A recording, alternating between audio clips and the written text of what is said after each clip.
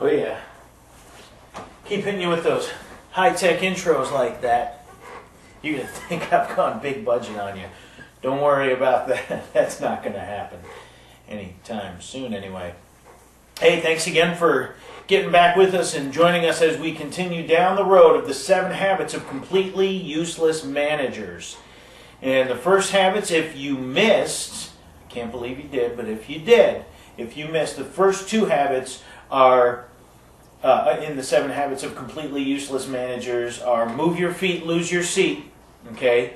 Don't get out of your chair. Get a swivel chair, get one with wheels on it. You can move around. Move your feet, lose your seat. Okay? Could mean losing your job. Stay in that chair. And then the second one was begin with you in mind, which, to put that in a nutshell, is it's all about you. So keep those focuses, habits, and you are on your way to becoming completely useless. And I can't wait for you to achieve that. We're going to move right into a couple more habits of completely useless managers, and there's some cutting-edge stuff here. So I hope you're ready. I hope you've got a notebook, something. Well, okay, let's be honest. You're trying to become a completely useless manager. You're probably not taking notes here. You're going to rely on that razor-sharp memory of yours. So the first one, number 3 today, the third habit in the 7 habits of completely useless managers. I'm going to see how many times I can say that in one clip. The third habit is the 3 Ds of management. And these are important. You're going to want to remember these and the specific order that they come in. This is important. The 3 Ds are delegate, ditch it, and if you absolutely, positively have no other way around it, do it. Okay? So delegate it and ditch it. Those are the 2 primaries there. The third one, you got to be careful with that. That third one, do it, because then someone may actually expect to see you do that kind of stuff again. And, well, you know what that means. That means higher expectations, on and on and on. You don't need any of that. So delegate, simply put, find someone else to do the job. You use your authority as a manager and you get someone to do the task that's been given to you. You delegate it. Easy enough, right? You get it done, and then of course when the boss comes by and says, did you get that handled? You say, yep, it's all done, it's taken care of. Okay? Then the ditch it part, there are some tasks that, let's be honest, just don't need to be done. Someone puts a priority on it somehow, some way, don't know where they got the wild idea, why they thought it was important. If you can't find someone competent enough to delegate it to, then you just ditch it. And you wait.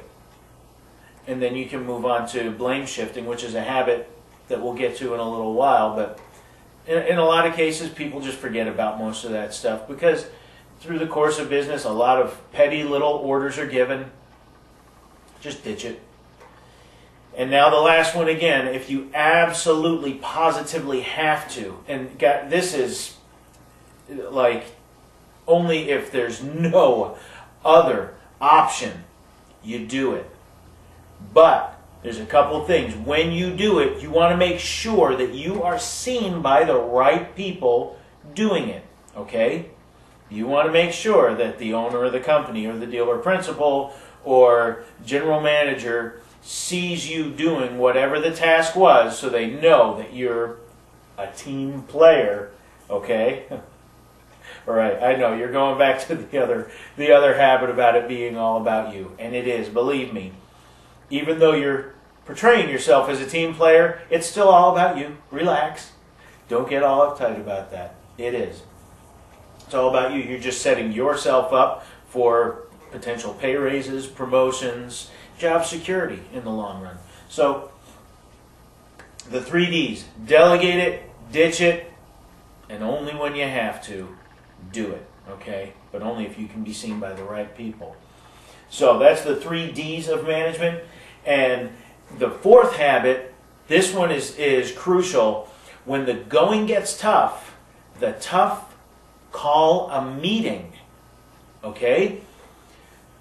Think about some of the major crises that are facing the world today. Okay, we can talk about the financial crisis that America is in right now. You can talk about world poverty. You can talk about the Middle East conflict if you want. You can talk about Britney Spears' career, okay?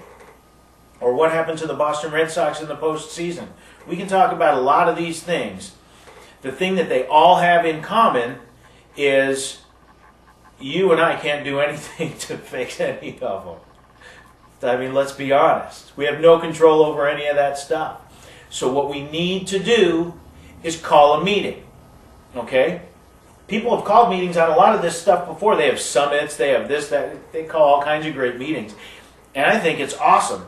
So at your work, sales are down, call a meeting. Gross is down, call a meeting. Weather's bad, call a meeting. Sales are up, call a meeting.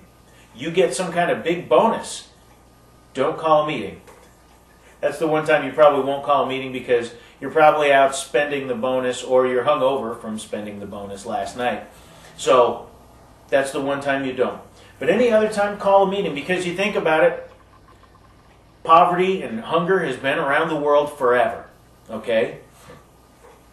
We need to take care of paying our own bills. Am I right? Yeah, I am.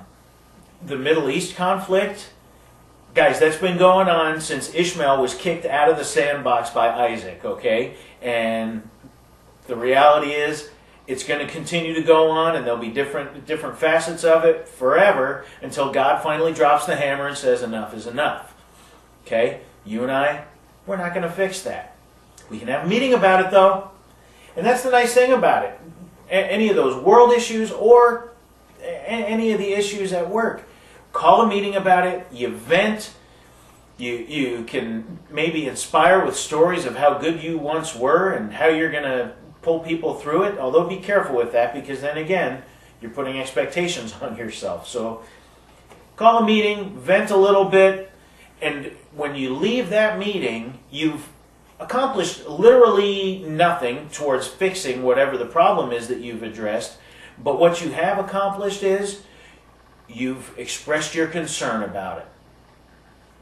You vented. You ranted. You've been outraged and inspiring, whatever it is. You got fired up about it. Good for you.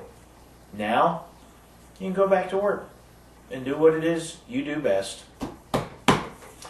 That's right. Don't move your feet because you don't want to lose that seat. So, there you go. That covers the habits for this session. And again, we're going through the 7 habits of completely useless managers. And while some of the things that we touch on are focused towards the auto industry, the car business, these great habits can be used and translated into virtually any business career. So keep on working towards them, apply them, and we'll get on to the next couple of habits in our next session. And you can find these habits and a lot more great information about your business career in the book. Yeah, you remember that awesome beginning, right? That great transition into the beginning. The book is The Paint Won't Lick Itself, Simple Truths for Selling Cars. You can find it on lulu.com, Lulu.com, and my book is there. I've got a couple of books in there. This one specifically on sales training. Get it, enjoy it, read it, and keep in mind the chapters are short, the words are small, and the truths are simple. We'll be back next time for a few more habits in the 7 habits of completely useless managers. Keep on working towards becoming useless.